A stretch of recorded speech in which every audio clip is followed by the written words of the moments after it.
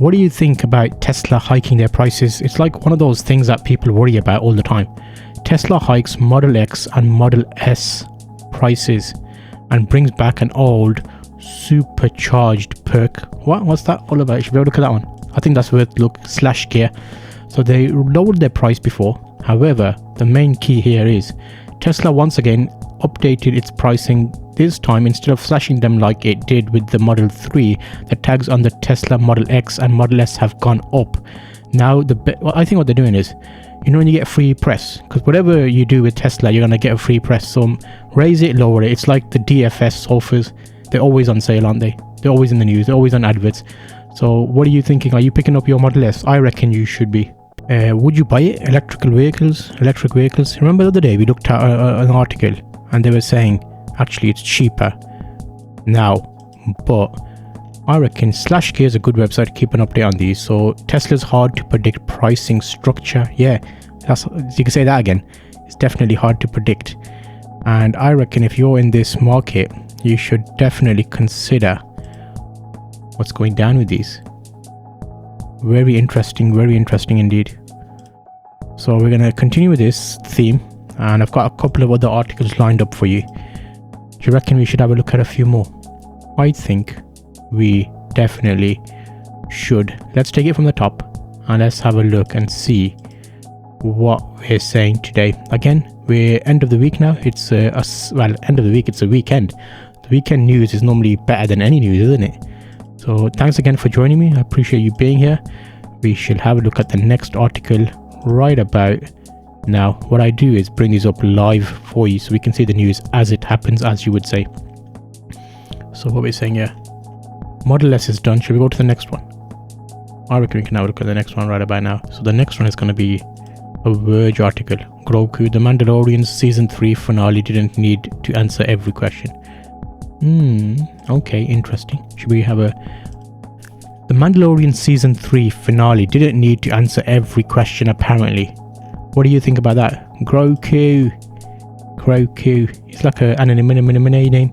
So rather than dotting every single I and crossing off its T's, the Mandalorian spent extremely adequate third season trying to forge new lore or for lore's sake.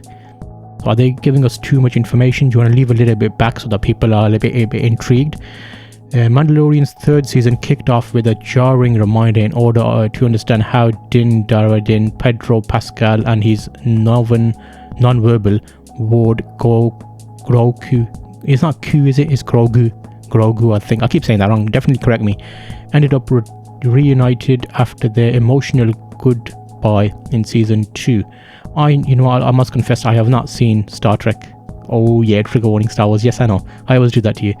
Though it took a little while for its larger themes to come into focus, The Mandalorian's third season was ultimately a long-form exploration of Mandalorian culture and history that reinforced how... I think it's good though. You need to set this pace, don't you? Like, what do you expect from this? How should it continue? The way were the keys to the survival. You could clearly see their ideas being spelled out in the way Mando repeatedly took it upon himself to help the members of the Mandalorian covered. Oh my god, why is this is like a detailed writing essay, man. What's going on, Verge? You give me a big article here, Mandalorian screw. I just like Grogu because I've got a small version of him in Mother Studio. What do you reckon? Are you a bit of a Star Wars fiend? I reckon Star Wars fiends are like a special form of fiend. It's like the Harry Potter guys in it. The Harry Potter clan is Maximus. Did the Mandalorian season 3 finale answer every question? It's an interesting one. Sometimes when you have films and they make the film, you want a little bit of context, a little bit of background. However, you can give too much information because you want to leave some excitement for the next season, next episode, or is this the final season? Obviously, there's going to be more coming out, hopefully. However, if you're a bit of a fiend of the old Star Wars, then you want to know Grogu and the team. There's loads of answers in this article on Verge I looked at, and it's interesting to see they covered it from a different point of view. What do you think? Let me know in the comments. Grogu. Grow. So have a look at this. Yes, so Grogu is going to be an interesting one to keep an eye out. We got some others in the pipeline. Here, look at some other ones. Let's have a look at some other ones. As always, it's interesting. I've got a list of these websites that I regularly troll, you could say. Not troll, but you know, check out to see what the sitio is. What's the next one? Ooh, yes. So it's always good to check out what CNET is saying. What's the score with CNET these days? Are you a bit of a CNET fan? I like CNET. I remember this from like the old school website days. I like how they revamped it. They've got a nice new setup on here, a guide to a better future. Okay, nice tagline, definitely. What we got as a first article, these 24-ton bricks could change how we use renewable energy. That's hooking me in. Let's have a quick little look on that. Renewable energy. Is that what it's all about? Well, I reckon let's have a look. Renewable energy, that's like a new thing these days. Renewable. How renewable is it? So we've got a quick article here on CNET. Hundreds of these 24-ton bricks could change how we use renewable energy.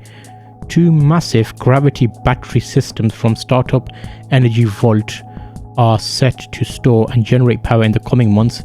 It's about time, isn't it? We need to get energy that's like, you know, have you seen that film where they have that battery, the Energizer battery, and it's like, it'll power everything? What film was that? I'm thinking of Nicolas Cage for some reason. Not Nicolas Cage. John Wick character. Keanu Reeves. Imagine a hulking brick of highly compressed dirt about the size of a pickup truck, but all 24 tons, about 5 times heavier. Ooh, okay, 5 times heavier. I'm willing to do that. That's like, just think of it like a building. It could be done. What do you think? I reckon it's a possibility. It's a definite possibility. So let's carry on with that. I want to have a look at this and see how much would this cost if we were to go down this route. Can we get this? Is it like an expensive system? Let me go to this. Okay, so okay, give me a price, please. I like how an article breaks down everything. I don't have to Google anything, but sometimes you have to go in and Google stuff. Power when the sun goes down. You may think putting solar panels on your roof will help fight climate change, but without some form of energy storage in your home or grid, you'll likely rely on carbon dioxide spewing gas and coal power plants. Yeah, that's the thing. So if you've got, like in solar panels, you have like a similar to a car or a van battery that stores all the energy. So it's an interesting question. If you're going to have something bigger, maybe set it up so that you can, energy storage cost is key. There's no pricing there. I'll urge you to check this article out, but wait a minute. 10 hours of more home energy. My main questions are, how expensive is it? How long does it cost? Okay, here we go. Bricks are housed on top of 8 levels of the building to store energy and drop down into the corresponding lower 8 levels to generate power, each brick descending at 1.9 meters per second. Turns out about a megawatt. Tezonian says that's about enough power to power 2,000 refrigerators. Okay, interesting. Now can we get a price? Oh, here we go, last bit. A previous version of this story, miscited Energy Vault's 22 financial report reported a net loss of 78 million on revenue. So is it just one of those schemes that they want to try it out and they actually, oh dear. Interesting. That's interesting. Okay, so what's the idea here? What do you think? I reckon, Stephen, good article on the CNET, well done. I like it. I like that you're looking at it basically. So again, with these types of situations, 24-ton bricks. I like the title of it. You put like a very clickbaity title, don't they? It's like a 24-ton bricks. Bam, bam, bam. This is what you're getting, peeps. Anyway, there's a few other articles out there that we want to keep an eye on. And as always, we're going to keep an eye on these for you so you know what's going on. Again, share your comments with me. Let me know what you feel about this. Energy is a tricky area, isn't it? It's like everybody's just used to getting it out of the plug, you know, plug and just get it, mate, just get it. But now, as we're getting to a time where it's going to be more interesting, love to hear what you're thinking. CNET, well, that was CNET, that one. Let's have a look at another one. What else we got here? Okay, T-Mobile, solar panels. Yeah, CNET seems to be very energy type focus. Let's have a look at tech, what's going on in the tech situation. HBO Max versus Max breakdown, subscription plans. T-Mobile revamps plans with the new Go 5G options and takes aim at AT&T. Should we look at that? That sounds interesting. I want to look at the HBO one. PlayStation Plus deals. Okay. Mobile computing.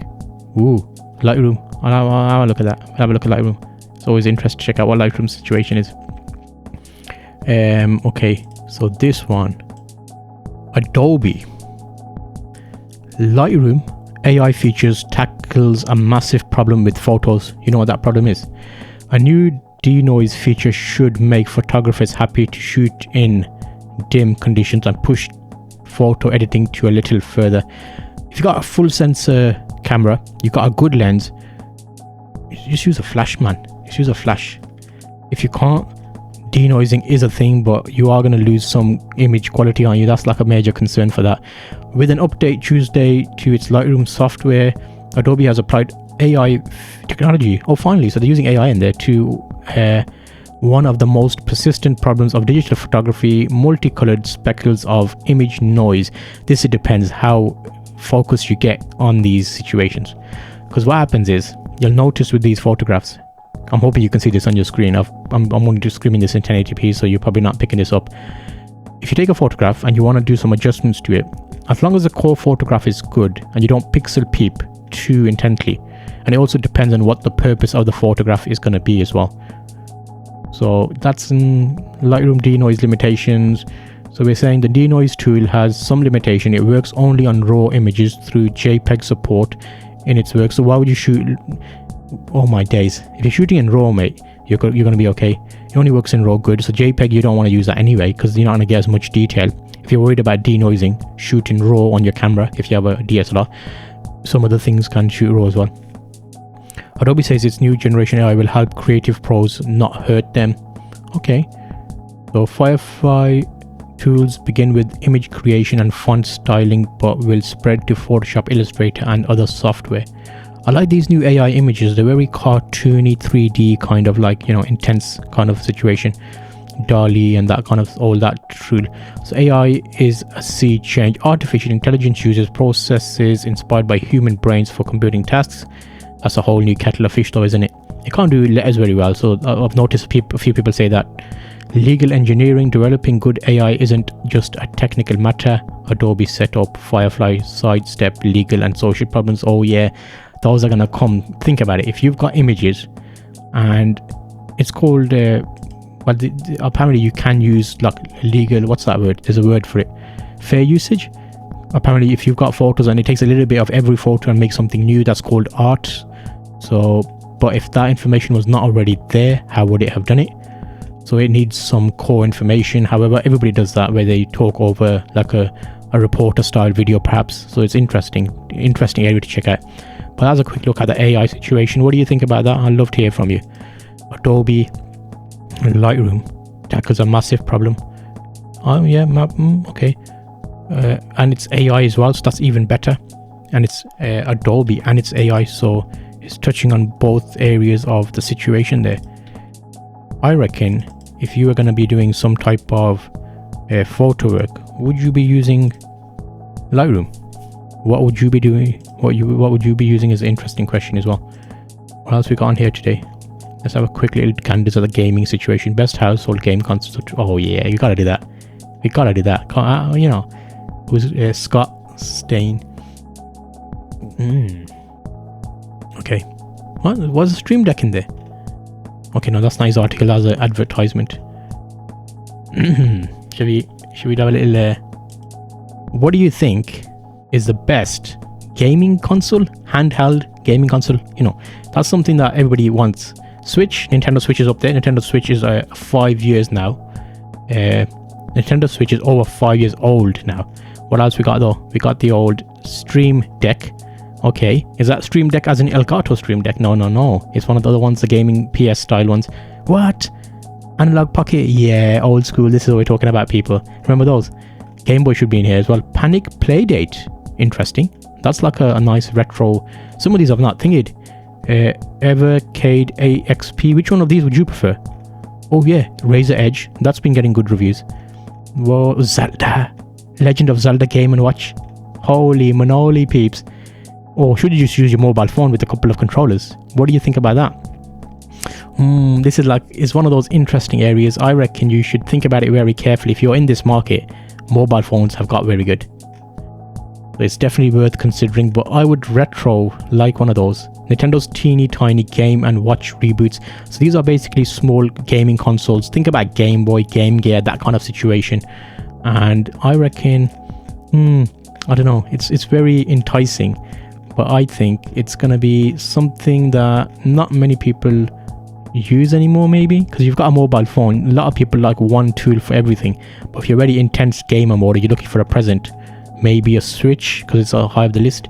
Stream Deck, I'm not too sure about. Analog Pocket, a bit old school for the newer generation, but what looked good was Razer Edge looked good, and I would probably go with getting some stuff for your phone where you can use it as a game device. That's probably the better bet in this situation. Love to hear from you. What do you think? Let me know in the comments. Have I missed any of those? And this is a CNET article, best handheld consoles by Scott Stein. Good job, mate. Good job. We got a few more on these today. I'm going to do a quick little overview on these. I want you to know what's available for you. And also news wise, it can be interesting what they do. Think about it, because news is like they want you to buy. So are they offering you options which will get you into a situation where you want to buy stuff, or are they giving you information like what you call it, not filtered down? Okay, so we've done the Starship one. Let me have a quick look at some other articles for you today. Okay, that's fine. Let's have a quick look at TechCrunch. Okay. Ooh, VentureBeat, this is a new site that I'm looking at. Okay, that's nice. That's nice. We've covered some of these articles already in yesterday's episode, so check that one out if you haven't checked that out already. Let me just glancing through what is available for us today. Again, if you're listening on the podcast, I'm doing a quick update. If you're watching, we have got this live on the YouTube channel, hypingtech.com. You can check out my videos as I'm speaking about them. Why data gravity is helping cloud providers become cyber security companies. Is that interesting? Sometimes the images have an impact on if you read the article or not, which is very okay. I like that. Let's have a quick look at Tesla hikes prices. We've covered that one already, and I'm hoping you found this very useful indeed, because it's always nice to share what is going on, and you can show your appreciation by having my newsletter, which talks about video, photo and everything. If you go over to zovtalks.com or check the description, you can sign up to the newsletter, which I give you more information on. Helps you with things like working for yourself, photography related questions. I will see you on the next episode. Thank you.